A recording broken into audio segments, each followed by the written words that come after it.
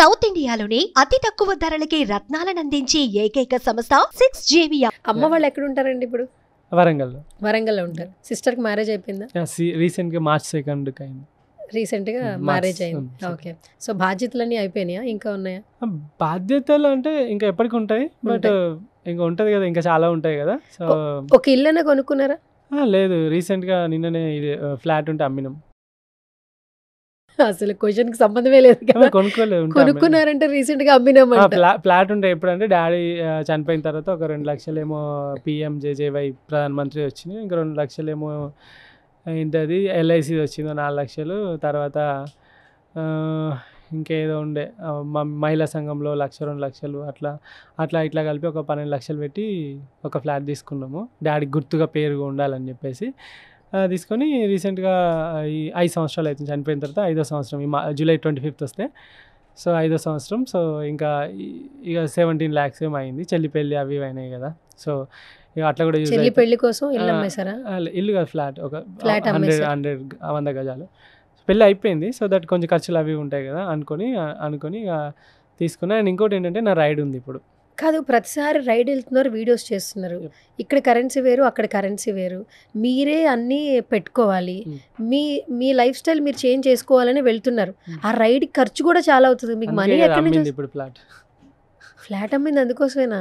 ఇప్పుడు 35 లక్షలు అవుతాయి రైడ్కి. 35 లక్షలా? ఇప్పటి వరకు మీరు రైడ్స్లో ఎంత ఖర్చు పెట్టారు? మొన్న 40 లక్షల దాకా అయింది.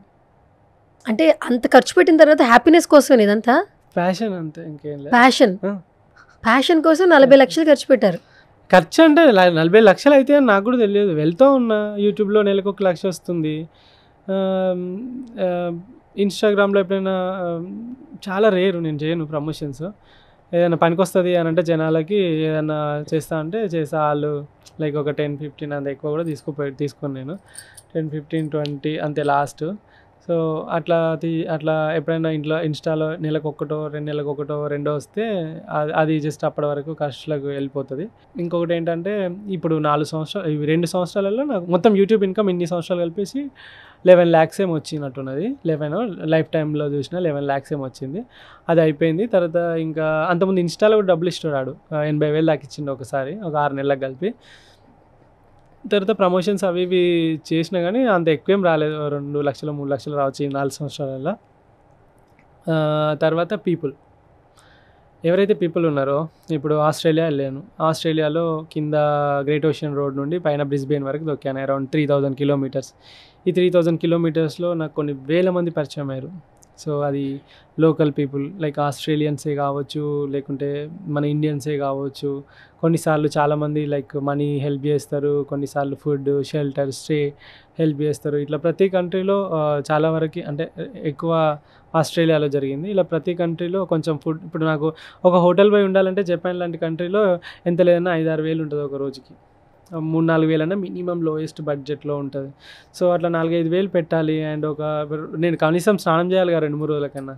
దానికి ఫుడ్కు చాలా ఖర్చులు అవుతూ ఉంటాయి. దానికోసం అని చెప్పేసి సో ఇట్లా డబ్బులు, వీసాలు కానీ, ఒకవేళ ఫ్లై అవ్వాల్సి వస్తే ఫ్లైట్కి కానీ. సో ఇలా మీరు ఆలోచించండి, ఒకరోజు బయటకు పోయి తింటే మీకు దగ్గర 1000-1500 అయితే సింపుల్గా అయిపోతాయి. అలాంటిది 4 సంవత్సరాలు బయటనే తింటున్నా, బయటనే ఉంటున్నా, బయటనే వంటున్నా. కెమెరాలు, ఆ సైకిల్ చూస్తే మీరు కనబడుతున్నది 2,50,000 రూపాయలు. అది మీ సైకిల్? దాని సామాన్ అవంతా దగ్గర 10-15 లక్షల సామానే ఉంటుంది దానిలో. Cameras, drone, iPad, GoPro, Insta 360, hard డిస్క్లు, డ్రైవ్లు, ఇంకా వాటికి సంబంధించిన కిట్లు, ప్యానియర్ బ్యాగ్స్, ఆ ఫ్రంట్ ప్యానియర్ బ్యాగ్స్, ఆ టెంట్ ఒకటే 50,000 రూపాయలు, ఆ సీట్ ఒకటి 18,000 రూపాయలు. సో దట్ అలా ఆ సైకిల్ కాబట్టి అది బతుకుతుంది అన్ని వేల కిలోమీటర్లు. సో దట్ అంటే ఇదంతా కూడా ఈ ఖర్చే అన్నట్టు అది. సో అట్లా. సరే, అమ్మ ఏం చెప్పట్లేదా? అంటే ఓకే, మీ జాగ్రత్త చెప్తుంది తప్ప ఇంకేం చెప్పాలి? ఏం చెప్పదా?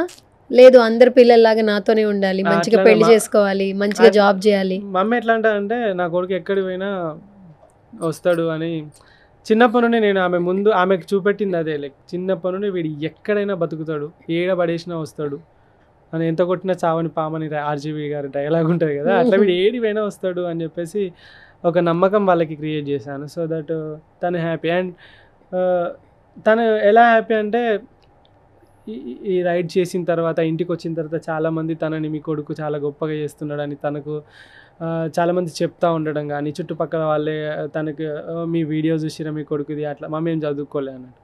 సో అవన్నీ చూపెట్టడమే కానీ తర్వాత అవన్నీ చూసిన తర్వాత వాడు ఏదో గొప్ప పని చేస్తాడు చేయని అని చెప్పేసి సపోర్ట్ చేస్తుంది. సరే రైడ్స్కి వెళ్ళిన ప్రతిసారి డబ్బులు అయితే ఖర్చు అవుతున్నాయి.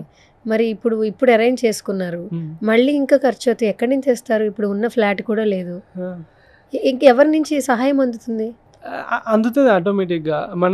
మనం ఒక మంచి పని తలపెడితే పంచభూతాలు మనకు సహాయం చేస్తాయి. ఇప్పటివరకు నాకు అలానే జరిగింది. నేను ఇండియా టు ఆస్ట్రేలియా రైడ్ అప్పుడు చేతిలో 10,000 పట్టుకొని స్టార్ట్ అయినా, 35 లక్షలు ఖర్చు అయినాయి. మీరు ఆలోచించండి ఎట్లా అయిందో ఏంటో. జనం, లోకల్స్ అండ్ యూట్యూబ్, ఇన్స్టాగ్రామ్, ఎవరో తెలియదు నాకు అసలు. వాళ్ళకి నాకు సంబంధం లేదు, చూసి ఉండరు. ఇప్పుడు ఆస్ట్రేలియా వీసాకి ఒక 10 లక్షలు కావాలి నాకు. ఏంటిది? అకౌంట్లో మెయింటైన్ చేయాలి, సేవింగ్స్ ఉంచాలి, వీసా అప్లై చేయాలి అని అంటే మన ఇద్దరం నా వీడియోస్ మీరు ఎప్పటి నుండో చూస్తున్నారు.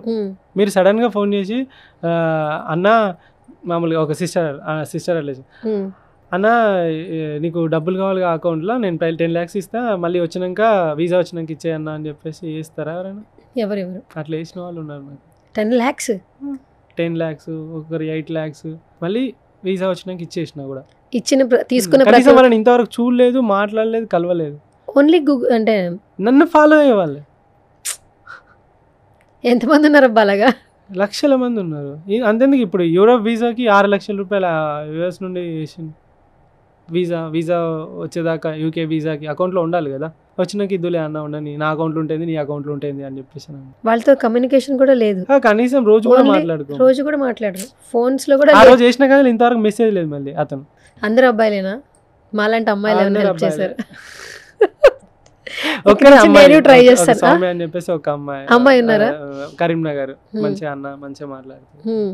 ఓకే, మా ఇంటర్వ్యూ తర్వాత అమ్మాయిలు కూడా సపోర్ట్ చేయాలి మనస్ఫూర్తిగా కోరుకుంటున్నాను. అంటే కాజ్ మంచిది కదా యాక్చువల్లీ. అలాగే మీరు ఎలాగో రిటర్న్ ఇచ్చేస్తున్నారు, ఉంచుకోవట్లేదు మళ్ళీ. ఎలాగో సరిపోయినాయి. ఇప్పుడు వీసా వచ్చేసింది. ఓకే, వీసా వచ్చేసింది. ఇంకొక 10 days లో స్టార్ట్. ఇప్పుడు ఎక్కడికి వెళ్ళిపోతున్నారు? India to England via Europe and Gulf countries ఉన్నాయి కదా. ఎన్ని కిలోమీటర్స్? 25,000 to 30,000 kilometers ఉంటుంది అనుకుంటున్నా. అప్రాక్సిమేట్లీ అంత ఉంటుంది, నేను లెక్కేసిన అట్లా. ఓకే.